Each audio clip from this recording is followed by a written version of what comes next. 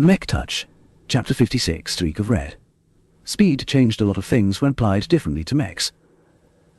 A heavy mech that weighed many tons treated speed like rare animals. Even if their engines doubled in size, the effective increase in speed only amounted to just a dozen%.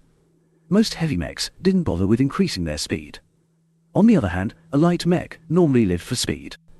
Designers often clenched their teeth when they traded off little bits of speed for additional weapons and armor. They often considered this exercise the most painful one imagined. Akin to pulling out one's teeth, Vess felt as if his entire jaw ached as he firmly cut off portions that made the octagon strong in the first place. He carefully removed bits of armor here and there while thinning other portions. By the time 5 days had passed, Vess looked bloodshot at a mech that appeared about 30% thinner than usual. "I can't do this anymore. I've practically skinned this octagon to the bone. I can hardly call it a medium mech now." The new variant's armor took a substantial hit. Though it gained a generous boost in speed and agility in return, it ceased to be a frontline unit. It lacked both the endurance and armor to compete against regular frontline mechs. The only thing about the armor scheme he left adopted from the Mist Prowler was incorporating a bit of flex plate around the joints and fittings. The flexible armor weighed relatively little, and the joints only required a handful of armor to cover up against most incidental damage. While it wouldn't survive a direct blast, it was better than nothing. Now, for the boosters. As Vess wanted his light mech hunter to close the distance to their prey in one giant dash, he opted to utilize 6 boosters instead of less. Though it consumed a lot of fuel, all but the lightest armed mechs were in the variant's grasp. The exact placement of the boosters was kind of tricky. As mechs emulated the human running form, they varied the alignment of their backs when doing different activities. While keeping the back upright was the most efficient way to move in simple runs, most mechs often had to move under enemy fire. The very human tendency to bend forward and keep your head down was a very natural reaction, but one that also stood in the way of good booster management. Though the nozzles came with a limited range of movement, they could only do so much work.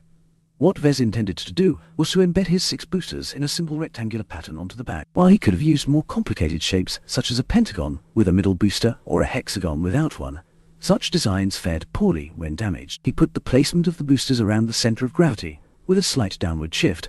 This subtle effect caused the mech to tilt a little upwards when the boosters burned at full force. Vess aimed to achieve such an effect so that the mech could traverse forwards with lighter footsteps, making it easier to go over uneven terrain. If he went the opposite direction and allowed the boosters to push the mech downwards, then they gave it a much better grip. This let the mech take sharper turns at the cost of a reduced speed and increased stresses on the frame. While better control over the direction is nice, it's not worth it if my mech loses too much speed.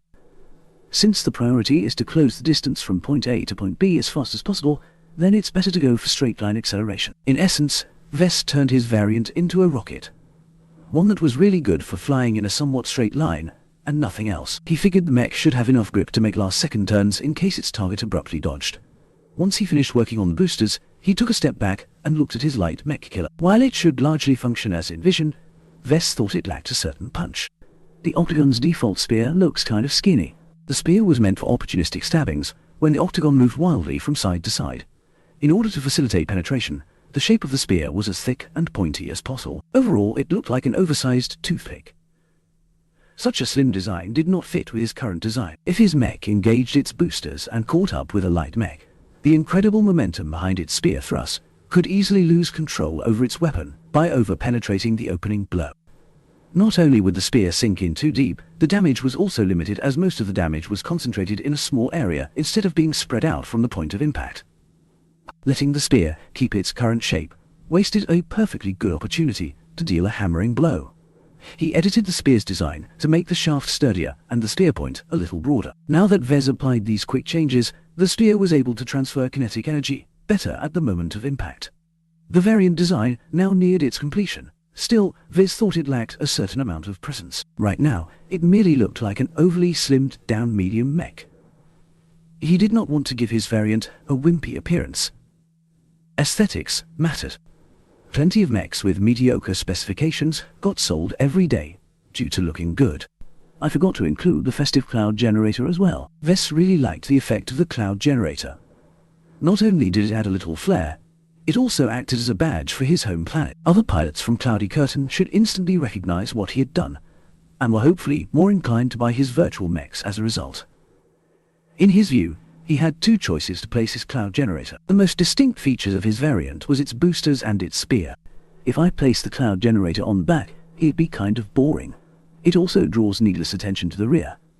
The last thing I want to do is place a psychological suggestion that enemies should focus on attacking its back. Instead, he turned to the rather interesting challenge of incorporating the cloud generator in a spear. Vess made some estimates, and found that it was possible if he chose the slimmest cloud generator. He could incorporate the main generator in the handle of the spear without affecting the spear's front integrity. However, the spear wouldn't look very cool if the butt end of the spear released vapor, so Vess edited the spear's design again and led a small and narrow line from the back of the spear all the way to the front. The integrity of the spear wasn't affected too much if the tunnel was carved in the middle of the shaft. He added a number of small exhausts right behind the spearhead. Inspired by the unique look of a certain style of ancient spears, Vess dyed the vapor in a bright red color. Backdropped by the black spear and silver chrome mech, the red should make for a powerful contrast when the machine charged forward. Kind of like a knight, though a poorly armored one at that.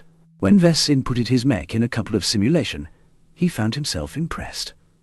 The mere addition of that streak of red dramatically enhanced the presence of the mech. When the machine charged forward with its boosters employed to their maximum, the mech resembled an unstoppable meteor.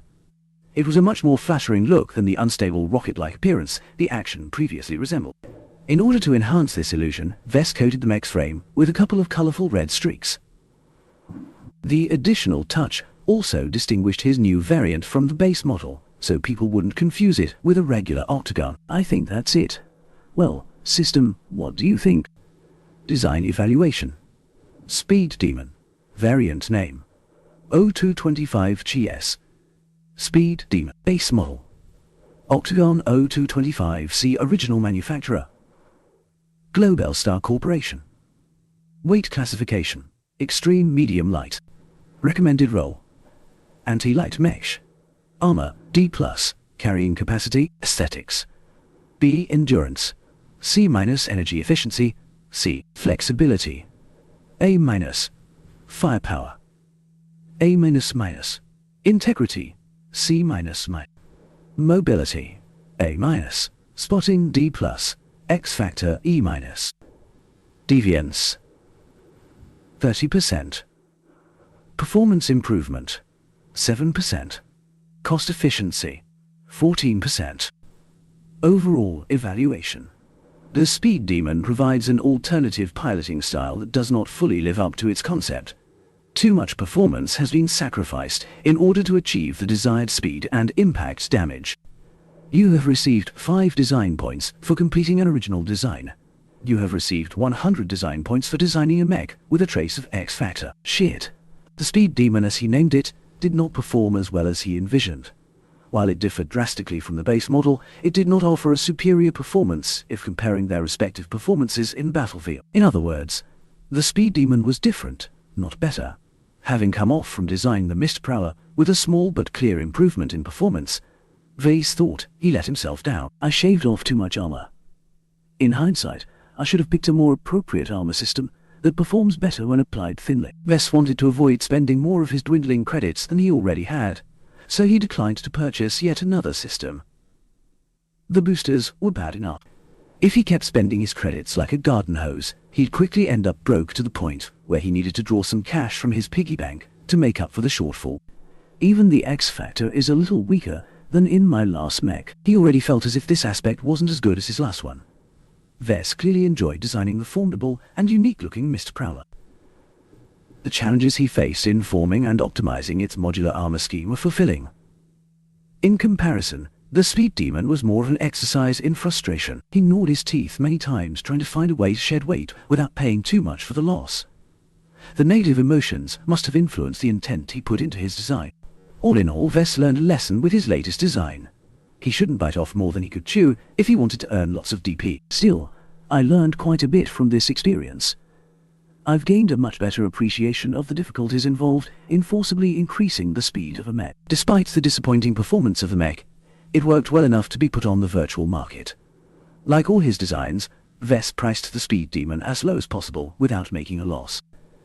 As he wanted to maximize his DP gains, He gave up on making any credits from the sales of his mechs in Iron Spirit. My second commission should be coming soon. I wonder how long Marcella plans to wait before passing me another order. He could only be patient and trust his broker to pull through with her search for clients. So far from what he heard, the Phoenix Cry acquitted itself well in its first real combat operation. At the very least, Captain Carruthers hadn't called back and hollowed his ears off. The mech was technically sound. A week had passed during the time Vez designed the Speed Demon. That was enough time for Vez to receive his scheduled security upgrades. A number of heavily armed shuttles, bearing the markings of Sanyal Ablin Securities, arrived from Freslin to his workshop. Technicians, security experts, and many loading bots debarked from the vehicles and started unloading their gear. Robin greeted Vez at his doorstep. Your cyber-robo package has arrived. We'll be taking around a day to set it all up. Do we have permission to scan your workshop and dive into your software? If you wish to keep some files confidential, I can give you time to make backups. I've already done so. Feel free to take apart my computers. Just put them back together when you're done. In truth, Vess kept pretty much all of his sensitive design files in his Mech designer system. While he was pretty much putting all of his eggs in one basket, at least he had full control over it at all times. Under the watchful eye of Vez, the experts of the SAS went to work with care. While the loaderbots started to place sensors, electric fencing and other nifty gadgets, the human personnel scoured the workshop for any nefarious devices. Our team reports nothing untoward has been detected so far, Mr. Larkinson. That lifted a weight off his back. That's reassuring. He was not in the clear yet. When the experts finished scanning the rooms and hallways, they started to inspect his gear. His computer terminal, where he did most of his virtual work, was taken apart. The computer expert carefully scanned each and every chip, cable, and even the screws. Then he put it back together and started the terminal up. Using his own specialized software, He-Man carefully dug deep within the terminal's data. I've detected a couple of dormant vulnerabilities, the expert said. I've taken care of them all. Vess wasn't too worried about that. He only used his terminal to perform research and access Iron Spirit's market interface. Any hacker who got into his computer system could only read his browsing history. As for using his account to log in to Iron Spirit, the game didn't allow anyone to log in without a second process of verification, such as a neural pattern scan. Vess left the computer nerd to his work and instead visited the main work hall. Most of the security experts were present here. With the help of their own disassembly bots, they took the 3D printer and assembler apart. They tediously went over each part and noted any abnormalities. So far, the only deviations from the standard that they found could be chalked to wear and tear. A pair of other computer experts scoured the software of the systems for any irregularities. Fortunately, they found nothing serious. The only problems they found were non-standard repairs for broken parts and a few odd software tweaks that raised performance at the risk of more malfunctions. These modifications were left from the previous owner of the machines. As they didn't intentionally sabotage the complex machines, Vess opted to keep them as they were. He only planned to keep them for a decade at most.